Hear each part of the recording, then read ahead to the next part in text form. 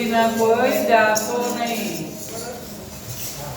પારસ જેવા છે. લોડાને પારસમણી કહેવાય કે લોડાને અડે તો સોનું બની જાય.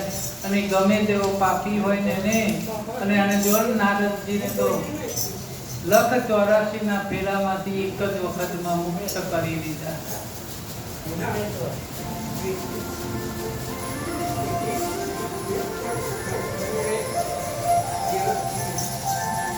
ગુરુ બનાવ્યા માત્રથી કલ્યાણ થતું નથી, પરંતુ તેના વચનોને માનવાથી કલ્યાણ થાય.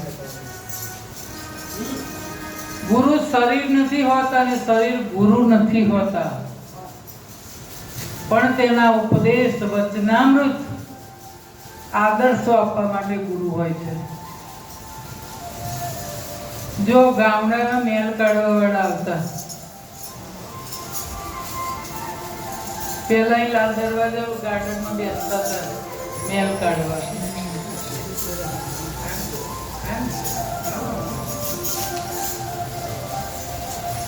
એ પેલા મેં અંદર મેલની ગોરી નાખી દે હો, અને પછી મેલ કાઢી બતાવજો આટલો બધો મેલ છે તમારો.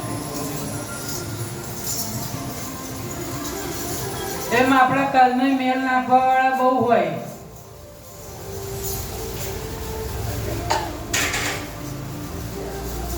અને એ મેલ કોણ કાઢી આપે? ગુરુજી. એ આપણું કલ્યાણ જ ઈચ્છે છે.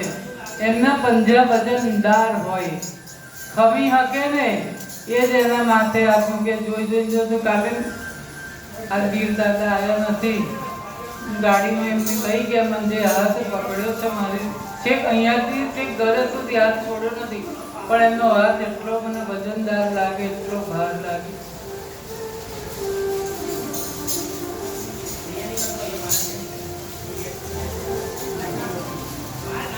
કે સાંભળ સજની સદગુરુ ઘેરે આવ્યા રે, સદગુરુ ઘેરે પછી તારો નવો જન્મ કેવાય રે, પછી તારો નવો હાથ મૂકે, નજર કરે, કોઈ એવો શબ્દ આપે, કોઈ એવો મંત્ર આપે તો એના બની જવાય. વચન આપી દે એવી દ્રષ્ટિ જીવી લો કે વચન ચૂક્યા નહીં 84 માં જાય, બાણ મારી દે, ઘાયલ કરી દે આપણને. આપણા માતા પિતા પરને લડે તો કોઈ આપણા દુશ્મન નથી, પણ આપણા સારા માટે ગુરુ ઘાયલ કરી નાખે. એક વચનમાં હૃદય કમળને વિધી નાખે. અને સદગુરુ છે તો એવી ધારી કટારી રાખે ને તો અંદર જાય, પછી બહાર, અંદર જઈ પછી આંતર જાય, બહાર ખેંચી કાઢે. સદગુરુ છે. જેમ માટલું ટીપ્યા વિના, નિભાડામાં તપ્યા વિના મજબૂત નથી બનતું, તેમ હરિ કૃપાની સાચી નજર, સાચી સમજ માટે ગુરુના જ્ઞાનની જરૂર છે. ગુરુ જ્ઞાન મેળવ્યા પછી સાચી અને ખોટા કયા એ બધું આપણને સમજાઈ જાય.